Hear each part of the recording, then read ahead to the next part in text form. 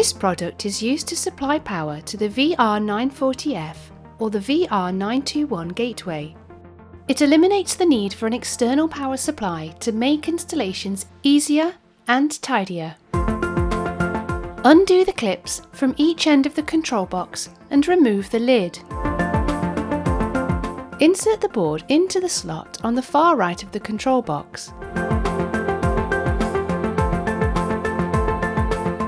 Connect the X12 and E-bus connections to the board. The DC connection also needs to be connected.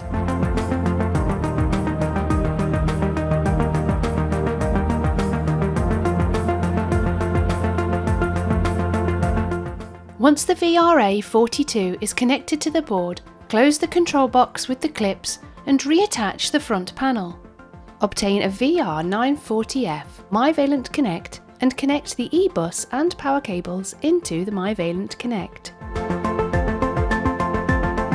Power up the boiler and you will see the MyVaillant Connect flashing green to indicate startup of the unit. You may need to hold the button on the top to turn it on if the light does not show. The installation is now complete and you're ready to set up your customer's MyVaillant app.